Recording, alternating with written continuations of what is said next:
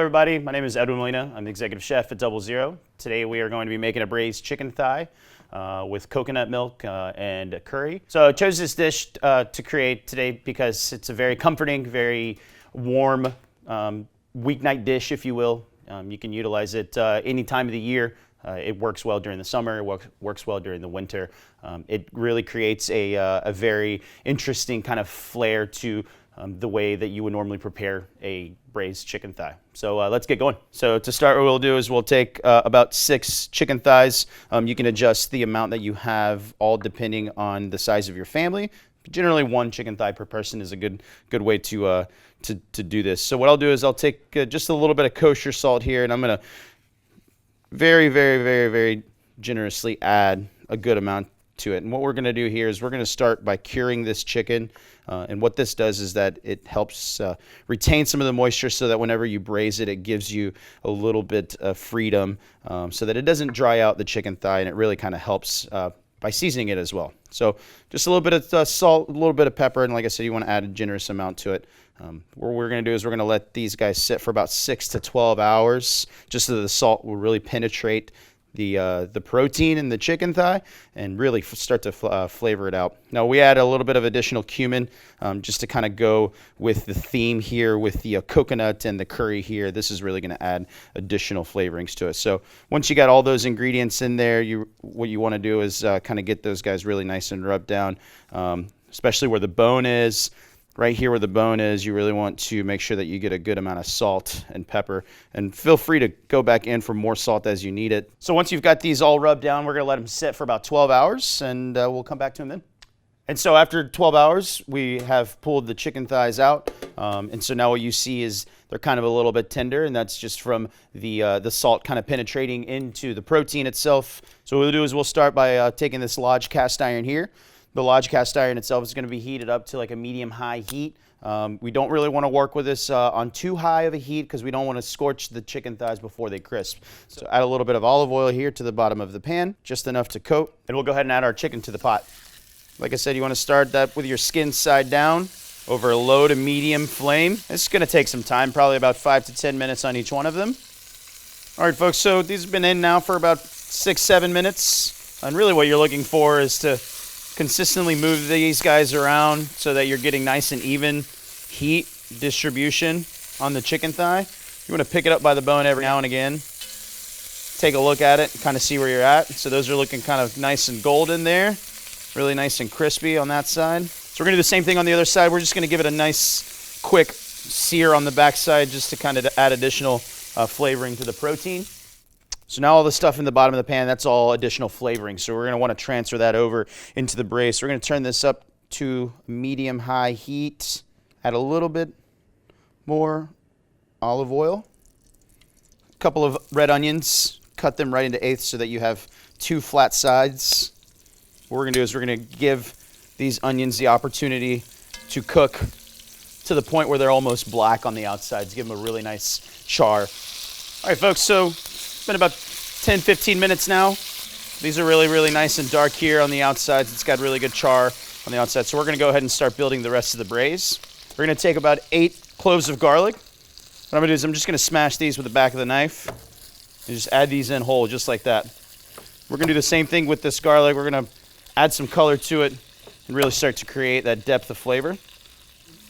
Take about 4 ounces of ginger, peel it, give it a nice little small dice, rough chop if you will. That's going to go right in. And give that a quick stir. And we've got in there, taking about 4 tablespoons of yellow curry powder. We're going to add that to the pot, bring that all together. It's going to thicken up a little bit here.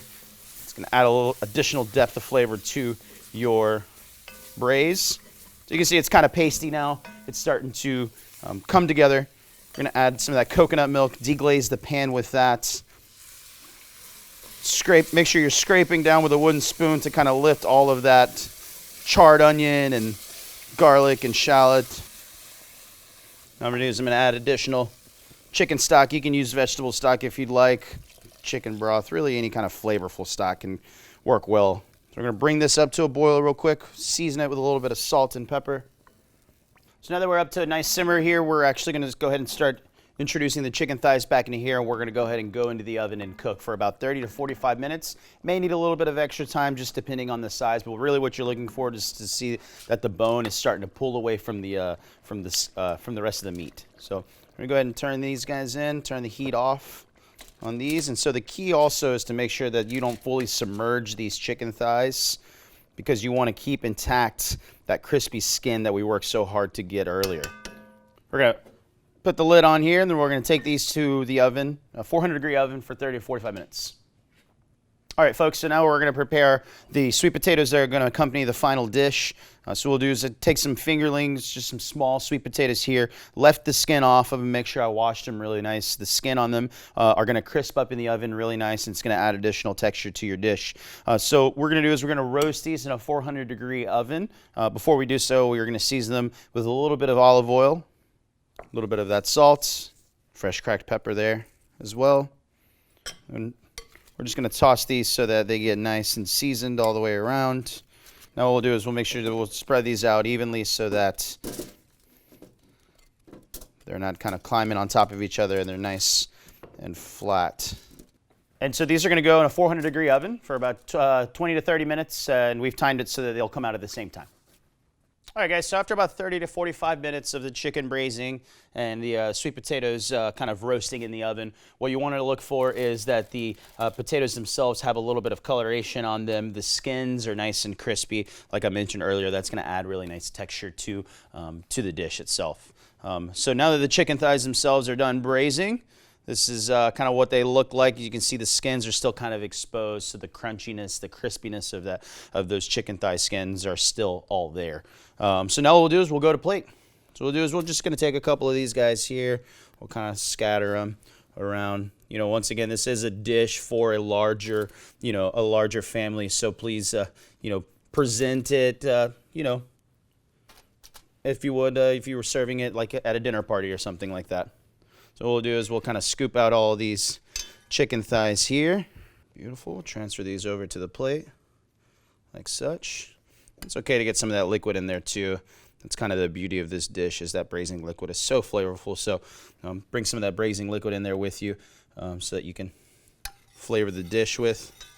And so to finish this dish, I like to add a little bit of cilantro, and that's really just going to bring some freshness to the plate. It's going to really let that coconut kind of stick out as well. For a little bit of extra texture, some cashews toasted and then kind of smashed. Like I said, bring some really nice texture to the dish. The cashews, when they get toasted, they take on this really nice sweetness, so it complements the coconut and the curry really, really well. It kind of mellows out that really like heavy spice tone, if you will. And then finally, last but not least, you need a little bit of acidity to kind of finish the whole dish out. So if you're serving this family style, a couple lime wedges so that your friends and family can kind of grab as they please for their presentation.